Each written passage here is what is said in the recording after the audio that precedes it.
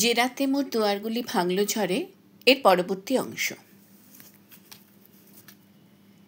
কাল রিক আর অনিমেষ কাকু লন্ডন থেকে ফিরে আসছে। দেখতে দেখতে 7টা দিন কেমন করে যেন চোখের পলকে শেষ হয়ে গেল। কাল থেকে আবার আমি নিজেকে একটা খাঁচার ভিতর গুটিয়ে নেব।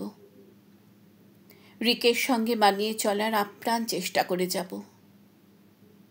আমার মনের আনন্দ আর খুশিগুলো এক এক করে আমাকে ছেড়ে চলে যাচ্ছে। আমি ওদের আটকাতে চাইছি, ধরে রাখতে চাইছি, কিন্তু পারছি না। বিকেলে শ্লোক অফিস থেকে ফেরার পর আমি আর শ্লোক সমুদ্রের ধারে গেলাম। আমরা সমুদ্রের জল ছুঁয়ে পাশাপাশি হাঁটছি। আমার সেই আগের দিনগুলোর কথা মনে পড়ছে। আমরা দুজনে একে অপরের হাত ধরে হাঁটতে হাঁটতে কত দূরে চলে যেতাম। আজ আমরা দুজনে পাশাপাশি হাঁটছি, কিন্তু দুজনের মধ্যে যেন কত ব্যবধান, কত দূরত্ব। এই দূরত্ব কি আর কোনো দিনও মিটবে?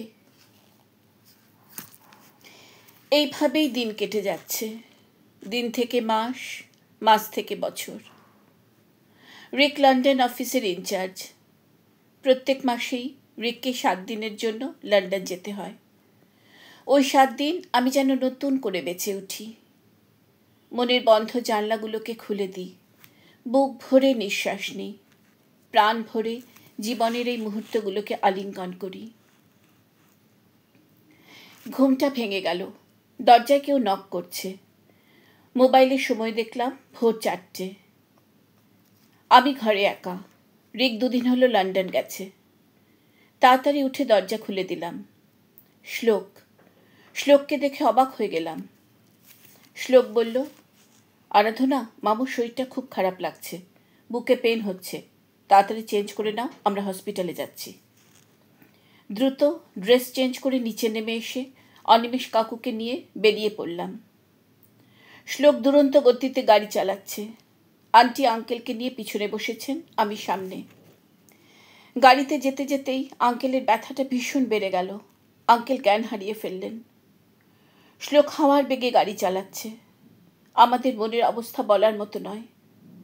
কিছুক্ষণের মধ্যেই আমরা লীলাবতী হসপিটালে এসে পৌঁছালাম। আঙ্কেলকে সঙ্গে সঙ্গে আইসিইউতে ভর্তি করা হলো। Heart attack. ডাক্তাররা খুব একটা আশার কথা শোনালেন না। আন্টি চুপ করে বসে আছেন। আন্টির মুখের দিকে তাকানো যাচ্ছে না।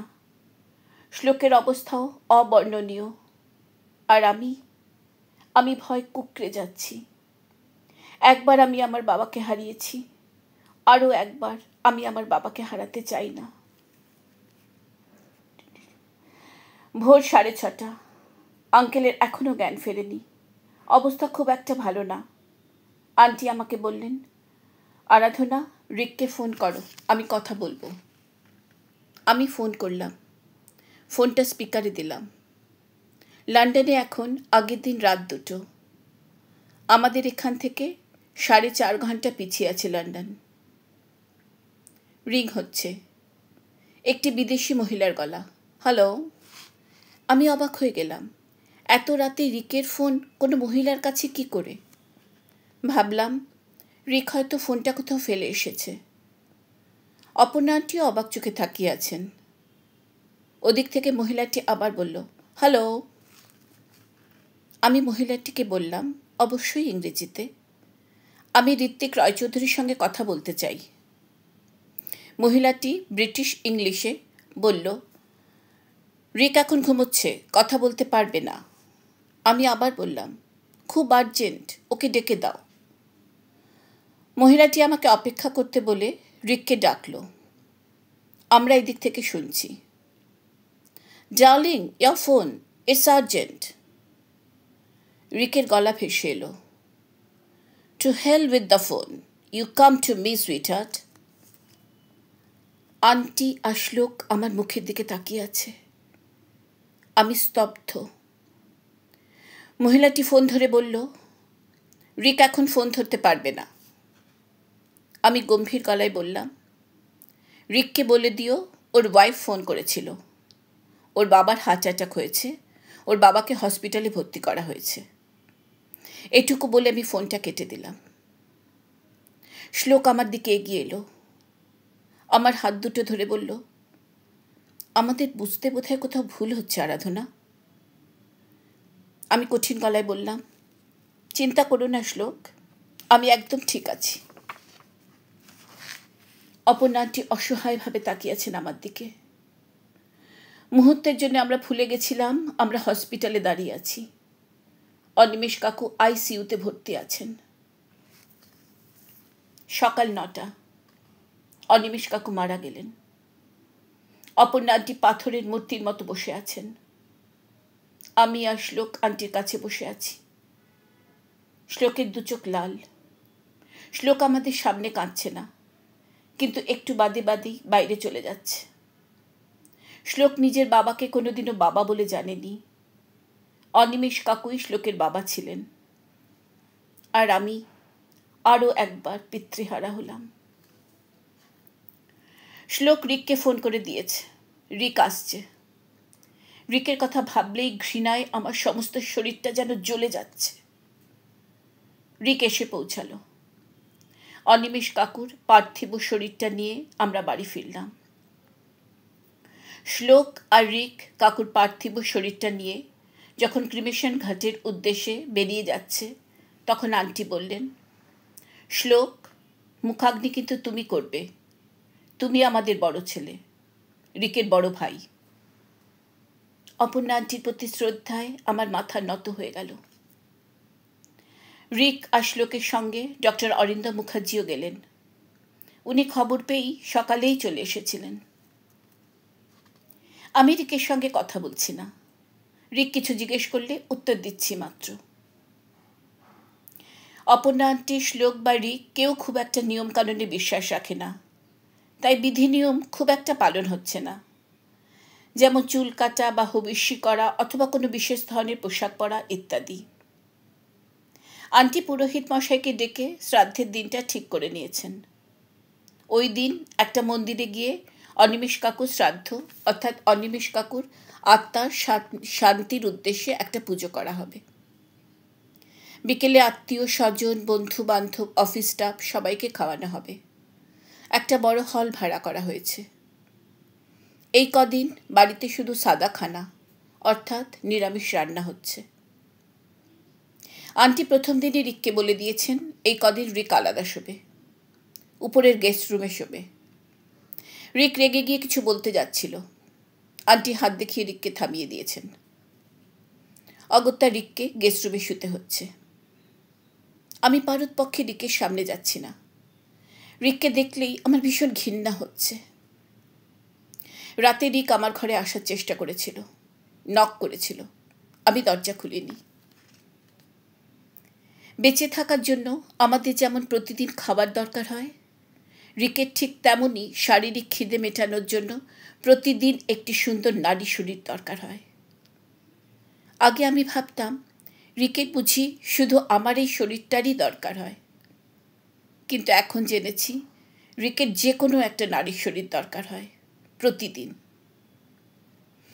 ঘৃণায়, অপমানে, লজ্জায় বালিশে মুখ গুজে অনেকক্ষণ কাঁদলাম। এখন আমি কি করব আমি জানি না, কিন্তু এই মানুষটার সঙ্গে আমি আর কিছুতেই থাকবো না, কিছুতেই না। মনটাকে শক্ত করে নিলাম। এই সম্পর্ক থেকে এবার আমাকে বেরিয়ে আসতেই হবে।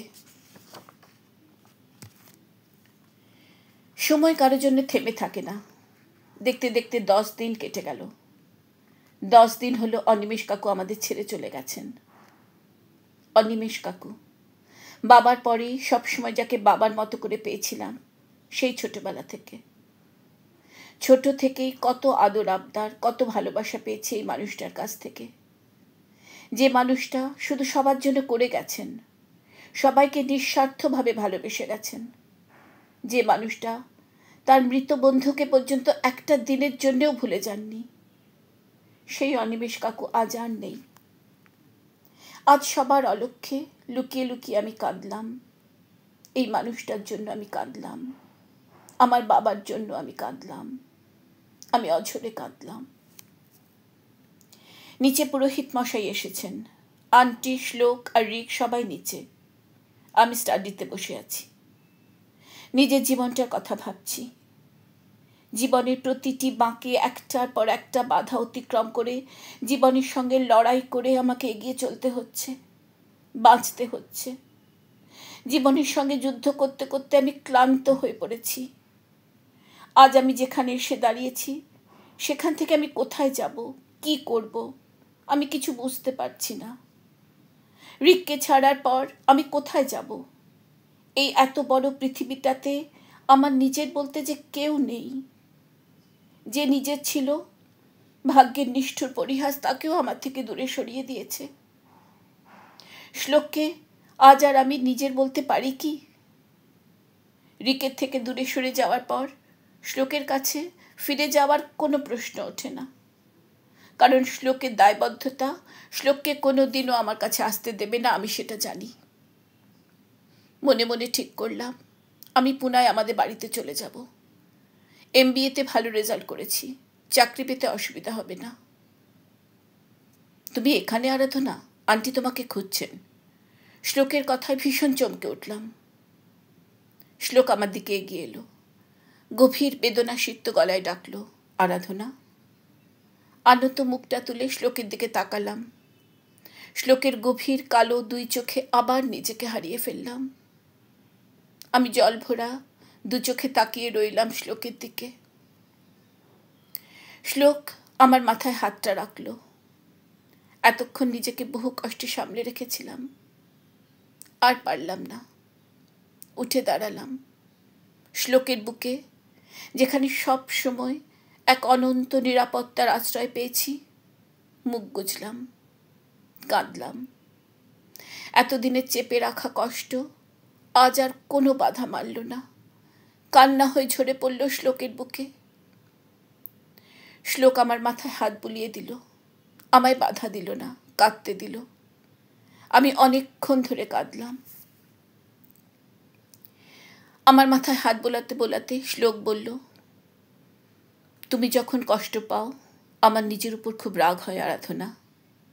আমি নিজেকে ক্ষমা করতে পারি না। মনে হয় কেন সেদিন মুখ ফুটে বলতে পারলাম না, সেই ছেলেবেলা থেকে আমি তোমায় ভালোবাসি, আমরা দুজন দুজনকে ভালোবাসি। কেন নিঃশব্দে সব কিছু মেনে নিলাম। আজ তোমার কষ্টের জন্য শুধু আমি দায়ী আরাধনা। একটা আওয়াজ হতে দুজনেই চমকে তাকালাম। অপর্ণা আন্টি। আন্টি দরজার কাছে দাঁড়িয়ে আছেন, আমাদের দেখছেন। আন্টির অসহায় মুখে অব্যক্ত কষ্ট। আমরা দুজন দুজনের থেকে সরে দাঁড়ালাম। আন্টি কিছু বললেন না, চেয়ে রইলেন আমাদের দিকে কিছুক্ষণ, চুপ করে ঘর থেকে চলে গেলেন। আজ এই পর্যন্ত।